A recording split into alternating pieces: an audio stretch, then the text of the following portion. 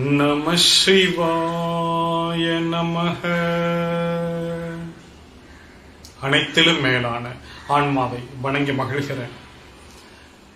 பெருமக்களே, உங்களுக்கு ஒரு மிகப்பெரிய ஆன்மீக நுட்பத்தை இந்த பதிவிலே நான் சொல்லிக் கொடுக்க இருக்கிறேன். அதை நான் முதலிலேயே சொல்லிவிடுகிறேன். உங்களுக்கு நேரம் கிடைக்கும் பொழுதெல்லாம் அந்த வானத்தை அப்படியே பார்த்து கொண்டே இருங்கள். இதை சொல்லிவிட்டு இது சார்ந்த ஒரு சில விஷயங்களை நான் உங்களிடம் பேச வேண்டும். முதல் கேள்வி நான் ஒன்று கேட்கிறேன். பொதுவாக நீங்கள் எதை நீங்க பார்த்துக்கிட்டே இருக்கீங்க? யோசிச்சிருக்கோமா? நம்ம லைஃப்ல காலையில கண்ணை திறக்கிறதுல இருந்து நம்ம எதை பார்த்துக்கிட்டே இருக்கோம்? அவசரமா போறோம் வர்றோம், லேப்டாப்பே பார்த்துக்கிட்டு இருக்கோம், கரெக்ட், மொபைலே பார்த்துக்கிட்டு இருக்கோம். சரி, ஓகே, இதை விடுங்க. வேற எதை நம்ம பார்த்துக்கிட்டே இருக்கோம்? ஒரு சில விஷயங்களை நான் சொல்றேன். ஒரு சில சமயத்துல ஆன்லைன் கிளாஸ் போய்கிட்டே இருக்குது. 5 மணி நேரம் 6 மணி நேரம் தொடர்ந்து லேப்டாப்ல MS Teams, online zoom, online class போட்டு கண்ணு வலிக்குது, மூளையே கலங்கி போகும்ன்ற மாதிரி இருக்குது. இறங்கி போய் தோட்டத்துல கொஞ்ச நேரம் அப்படி அமைதியா உட்கார்ந்துட்டு இருக்கேன். நான் எதை பார்க்கிறேன் அப்படின்னா, புஷ்னு மரம், செடி, கொடி என் கண்ணை எதிர விழுகுதுன்னா அப்படியே பச்சை பசேர்னு இலை ஃபுல்லா இலை. என் கண் விழுகிற அந்த மொத்தமே வந்துட்டு அந்த கோன் ஆஃப் விஷன் அப்படின்னு சொல்லுவாங்க. அந்த விஷன் இலைகளின் மேல் அந்த பச்சை கலர்ல தான் விழுகுது. நான் சொல்றேன், பச்சை கலரை தொடர்ந்து பார்த்துக்கிட்டே இருந்தா உங்களுடைய கண், உங்களுடைய மூளை, உங்களுடைய மனது கூலாகி விடுகிறது அப்படிங்கிற ஒரு ஆராய்ச்சி சொல்லுது. நான் ரொம்ப ஆழமா போக விரும்பல. இந்த விஷயத்துல நான் ஆழமா போனேன்னா நான் ரொம்ப என்னுடைய மாணவர்களுக்கு நான் கத்துக் கொடுத்துருக்கேன். கலர் தியரி, ஆர்கிடெக்சர் பேராசிரியர் நான். கலர் தியரி அப்படின்னு ஒவ்வொரு கலரையும் எடுத்து தனித்தனியாக, அந்த ஒவ்வொரு கலரும் ஒரு மனிதன் அந்த கலரை பார்க்கும்போது என்ன ஆகிறான், என்ன கலர் பெயிண்ட், எந்த ரூமுக்கு என்ன கலர் பெயிண்ட் அடிக்கணும் அப்படிங்கறதெல்லாம் நான் பேசியிருக்கேன், பாடம் எடுத்திருக்கேன். அதனால இந்த பச்சை கலரை பார்ப்பதனால் என்ன ஆகுது அப்படிங்கிற ஆராய்ச்சியெல்லாம் நீங்க தனிப்பட்ட விருப்பமாக நீங்க கூகுள்ல படிச்சு பார்த்துக்கோங்க. எனவே நான் அப்படி போய் உட்கார்றேன், அதையே நான் பார்க்கிறேன், எனக்கு இப்படி ஆகிறது. ஒரு சில சமயத்துல நான் என்ன பண்றேன் அப்படின்னு சொன்னா, ஒரு பெண்ணை பார்த்து கொண்டே இருக்கிறேன். அந்த பெண்ணை பார்த்து கொண்டே இருக்கும் பொழுது சும்மாதானே கடந்துச்சு மனசு, என்ன காமமாகி போகிறது. அவ்வளவு நேரம் சும்மாதான் இருந்தது. அதாவது காமமாக வேண்டும் என்கிற ஆசையெல்லாம் இல்லை. அந்த பெண்ணை பார்த்து கொண்டே இருக்கிறேன், மனது காமமாகி விடுகிறது. நான் இன்னும் ஒரு விஷயம் நான் சொல்றேன். அதாவது எதை பார்த்துக்கிட்டே இருப்பதனால் என்னவாகிறது, இந்த விஷயத்தை தான் உங்ககிட்ட நான் பேசிட்டு இருக்கேன். ஒரு ஆராய்ச்சி, ஒரு அலுவலகம் காலையில 9 மணிக்கு அந்த அலுவலகம் ஆரம்பிக்கிறது, சாயந்தரம் 4-5 மணிக்கு அந்த அலுவலகம் முடிகிறது.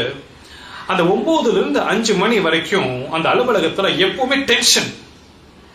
ஒவ்வொருவருக்கும் தனித்தனி கேபின். அந்த கேபின்ல மக்கள் உட்காந்து அந்த கம்ப்யூட்டர் முன்னாடி வேலை பார்த்துட்டு இருக்கிறாங்க. ஒரு சிலர் காஃபி கொண்டு வந்து கொடுக்குறாங்க, ஒரு சிலர் ஃபைல தூக்கிட்டு போறாங்க வர்றாங்க. எல்லோருக்குமே டென்ஷன், அவ்வளவு டென்ஷன்.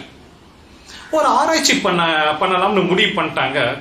யாருக்கிட்டையுமே சொல்லாம, அந்த ஆபீஸ்ல இருக்கிற யாருக்கிட்டையுமே சொல்லாம ஒரு சின்ன இன்ஸ்ட்ரக்ஷன் கொடுக்குறாங்க. முத நாளே யார் யார் வீட்லாம் பச்சை குழந்தை, நாளைக்கு மட்டும் ஒரு நாள் உங்ககிட்ட யார் யாருக்கிட்ட பச்சை குழந்தை இருக்கோ குழந்தைய தூக்கிக்கிட்டு ஆபீஸ்க்கு வந்துருங்க.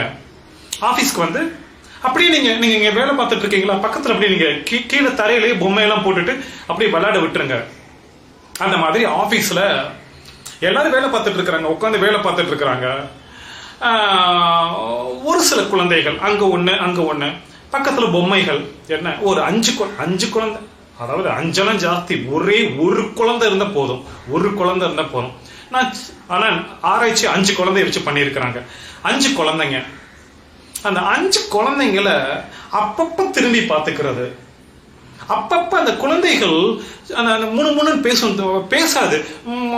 ஒரு மாதிரி அந்த குழந்தையுடைய மொழி இருக்கு தெரியுமா, பொம்மையை வச்சு விளையாடும் போதே ஒரு மாதிரி பேசும்ல, அந்த குரல் கேட்பது, குழந்தையுடைய பிரசன்ஸ், குழந்தை இருக்கிறது அப்படிங்கிற அந்த தன்மை, அந்த அந்த குழந்தை இருக்கிறது அப்படிங்கிற அந்த பிரசன்ஸ், அதை பார்த்தல். அதனால ஆராய்ச்சி பண்ணிட்டாங்களாம், யாருக்குமே குழந்தையெல்லாம் கொண்டுட்டு வாங்க உங்களை வச்சு நான் ஆராய்ச்சி பண்ண போறோம் அப்படின்னு சொல்லாம இப்ப பேக்ரவுண்ட்ல இருந்துகிட்டு ஆராய்ச்சி பண்ணி பார்த்துருக்காங்க. டென்ஷன் டர்ன்னு குறைஞ்சிருக்குது. சரியா? நான் இந்த மாதிரி நான் சொல்லுவேன், இந்த மாதிரி நான் நிறைய சொல்லுவேன். பச்சை கலரை லேப்டாப்ல வந்துட்டு ஆன்லைன் கிளாஸா எடுத்துக்கிட்டு இருந்த ஒரு மனிதன் பச்சை கலரை பார்த்த உடனே என்ன ஆகுது? செவனேன்னு இருந்த ஒரு மனிதன் ஒரு பெண்ணின் மனப்பை பார்த்தவுடன் அவன் மனதிற்குள் என்ன ஆகிறது? டென்ஷனா இருக்கிற ஒரு இடத்துல ஒரு குழந்தையை பார்வைக்கு முன்பு வைத்தவுடன் அந்த அந்த இடம் என்னவாக மாறுகிறது? இந்த மாதிரி நீங்கள் பார்க்கிற பொருளினால் உங்களுக்குள் என்ன நடக்கிறது அப்படின்னு நிறைய ஆராய்ச்சிகளை நான் கொட்டுவேன். வானத்தை பார்த்து கொண்டிருப்பதனால் எனக்குள் என்ன ஆகிறது? அதுக்கு முன்னாடி இந்த வானத்துல அப்படி என்னதான் இருக்கு, அதை நம்ம பல பதிவுகள்ல நம்ம பேசியிருக்கோம். இந்த பூமியில என்ன இருக்கு அப்படிங்கறதெல்லாம் நமக்கு தெரியும். நம்மளுடைய எண்ண அலைகளான பீட்டா, காமா, டெல்டா, தீட்டா, இந்த மாதிரியான அலைகள் எல்லாம் வந்து பூமியை சுத்தி, குறிப்பா பீட்டா வந்து நம்ம பூமியை சுத்திக்கிட்டே இருக்கும். ஆல்பா, டெல்டா, இது போன்ற அதிர்வுகள் எல்லாமே வந்து ஸ்பேஸ்ல பூமிக்கு நம்ம அதெல்லாம் உள்ள அனுமதிக்கவே மாட்டோம். ஏன் அனுமதிக்க மாட்டோம்னா நம்மளுடைய எண்ணங்கள் எல்லாமே அந்த மாதிரி இருப்பதனால அந்த தெய்வீக எண்ணங்கள் எல்லாமே அது இங்க வராது. நம்ம நம்மளுடைய தெய்வீக எண்ணங்கள் இருந்தால் கூட இந்த பீட்டா எண்ணங்கள் வந்து ரொம்ப ஆளுமை பண்ணிடுது. சரியா? இப்போ மேல ஸ்பேஸ்ல என்ன இருக்கு அப்படின்னா ரொம்ப அதி உன்னதமான, மகோ உன்னதமான அந்த அதுதான் நம்ம பிரபஞ்ச சக்தி அப்படின்னு நம்ம சொல்றோம். சரியா? அதுதான் அங்க இருக்குது. நான் மறுபடியும் சொல்றேன், அந்த வானத்தையே பார்த்துக்கிட்டே இருக்கிறதுனால நமக்குள்ள என்ன நடக்குது? நான் உங்ககிட்ட ஒன்று கேட்கிறேன். 40 வருஷம் என் வயசு, 40 வருஷத்துல 41. இப்போ உங்க வயசு என்ன? இந்த வருஷத்துல, இத்தனை வருஷத்துல எத்தனை தடவை, எவ்வளவு நேரம் நம்ம வானத்தை பார்த்திருப்போம்? பூமிய குனிஞ்சு தலை நிமிராம நடக்கிற பெண்கள்லாம் பார்த்தா பூமியவே பார்த்துக்கிட்டு இருப்பாங்க. இல்ல வேற ஏதாவது கண்டது கழியது போற வர்ற பெண்ணு, அந்த பெண்ணுடைய ஆடை, அவளுடைய முகத்துல இருக்கிற மேக்கப், லிப்ஸ்டிக், அதெல்லாம் பார்க்கிறோம். என்ன அது போக மத்த இன்ன பிற விஷயங்களை எல்லாம் பார்க்கிறோமே தவிர வானத்தை நிமிர்ந்து பார்த்து. நான் உங்ககிட்ட ஒரு கேட்கட்டுமா? உங்களுடைய வாழ்க்கையில எப்பவாவது ஒரு தருணத்துல நீங்க உங்களுடைய மச்சான், உங்க ஃப்ரெண்டு, உங்க சித்தப்பா, இந்த மாதிரி யாராவது ஒருத்தரோட சேர்ந்து உங்க மொட்டை மாடியில போர்வையை விரிச்சு, இல்லைன்னா கட்டில் போட்டுக்கிட்டு, ஏன்னா இல்லைன்னா மொட்டை மாடி இல்லைன்னா கூட வெளியில நீங்கள் உங்கள் நண்பர் இல்லைன்னா உங்க சொந்தக்காரவங்க அப்படி வெளியில அப்படி படுத்துக்கிட்டு பின்பக்கம் தலையை வச்சுக்கிட்டு வானத்தை பார்த்துக்கிட்டு இரவு நேரத்துல அப்படியே அந்த நட்சத்திரங்கள், அந்த நிலா, அப்படியே ஒரு மென்மையான மேகம், என்ன அதையெல்லாம் பார்த்துக்கிட்டு அதையெல்லாம் பார்த்துக்கிட்டே ஏதேதோ கதை பேசிக்கிட்டு அந்த நட்சத்திரங்களை வச்சு என்னென்னமோ சொல்லிக்கிட்டு, மச்சான் அது எவ்வளவு தூரண்டா இருக்கும், இந்த நிலாவை பத்தி ஏதாவது ஒரு கதை, ஒவ்வொரு நட்சத்திரத்தை பத்தி ஒவ்வொரு கதை, நம்ம அங்க போக முடியுமாடா, அப்படி இப்படின்னு பேசுற அந்த தருணம் இருக்கு தெரியுமா? நான் உங்ககிட்ட கேட்கிறேன், உங்க வாழ்க்கையில வந்துட்டு எவ்வளவோ தருணங்கள், சூப்பர் தருணங்கள் இருக்கு தெரியுமா? நான் சொல்றேன், எப்பவுமே இளைஞர்களுக்கு வந்துட்டு தண்ணி அடிக்கிற தருணம் வந்து ரொம்ப பிடிக்கும். ஒரு 10 பேர் சைட் டிஷ் அதெல்லாம் வச்சுக்கிட்டு அப்படியே ஒளிச்சு சரக்கு பாட்டிலாம், பீர் பாட்டிலாம் கொண்டுட்டு வந்து வச்சுக்கிட்டு வட்டமா உட்காந்து நல்லா தண்ணி அடிச்சு சேட்டை பண்ணி அந்த மாதிரி அலும்பல் பண்ற தருணம் ரொம்ப பிடிக்கும். ஒரு சிலருக்கு வந்துட்டு என்னன்னா வந்து கோவிலுக்கு போற தருணம் ரொம்ப பிடிக்கும். ஒரு சிலருக்கு தியானம் பண்ற தருணம் ரொம்ப பிடிக்கும். ஒரு சிலருக்கு கிரிக்கெட் விளையாடுற தருணம் பிடிக்கும்னா என்னது, அதுதான் வந்துட்டு அப்படியே இருக்கிறதுலயே வந்து அவ்வளவு பேரின்பம் தருகிற, அதான் சரக்கு பேரின்பம் தருதுன்னு நினைக்கிறான் அந்த இளைஞன். உங்களுக்கெல்லாம் பேரின்பம் தருகிற விஷயங்கள் எது அப்படின்னு உங்களுக்கெல்லாம் ஒரு சில பதில் இருக்கும். இதுதான் எனக்கு பேரின்பம் தருதுன்னு. அப்படிப்பட்ட உங்களை கூட்டிக்கிட்டு வந்து இந்த மாதிரி படுக்க போட்டு வானத்தை பாரு, இல்ல நீங்களே பண்ணிருப்பீங்க. உங்களுக்கு பேரின்பம் தருகிற விஷயம் கிரிக்கெட் விளையாடுறதா இருந்தா கூட டேய் கண்ணை மூடி சொல்லு. அதை விட நீ அன்னைக்கு நைட்டு நீ வானத்தை பார்த்துக்கிட்டு நீனும் மாமாவும் அப்படி பேசிக்கிட்டே இருந்தீங்களே, அந்த மொமெண்ட் ஒரு அரை மணி நேரம் தான் பேசியிருப்பீங்க, அப்படி தூங்கியிருப்பீங்க. அந்த மொமெண்ட் எப்படி இருந்துச்சு அத்தை? சத்தியமா அத்தை, அந்த மொமெண்ட் தான் அத்தை. அப்பா, அந்த வானத்தை பார்த்துக்கிட்டே இருக்க எவ்வளவோ நல்லா இருக்கத்த, சூப்பரா இருக்கத்த அப்படின்னு உங்க அத்தை கிட்ட சொன்னீங்களா?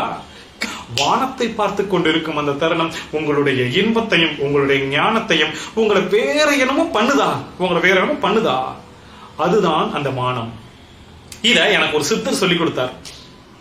அந்த சித்தர் சொல்லி கொடுத்தத அப்படியே நான் சொல்றேன். ரொம்ப சிம்பிளுங்க, நம்ம செய்யறது இல்லை. ரொம்ப ரொம்ப ரொம்ப ரொம்ப சிம்பிள். மெனக்கட வேண்டாம், உட்காந்துக்கிட்டு இப்படி தியானம் பண்ண வேண்டாம். ரொம்ப சிம்பிள். நேரம் கிடைக்கும் பொழுதெல்லாம் அப்படியே வானத்தை பார்த்து கொண்டே இருங்கள். நடக்கும் பொழுதெல்லாம் பூமியை பார்த்துக்கிட்டே நடக்காம வானத்தை பார்த்துக்கிட்டே நடங்க. ஒரு இடத்துல உட்கார்ந்து இருக்கீங்களா, போற வர்றவங்களை பிராக்கு பார்த்து 10 பைசாவுக்கு பிரயோஜனம் இல்லை, வானத்தை பார்த்துக்கிட்டே இருக்க.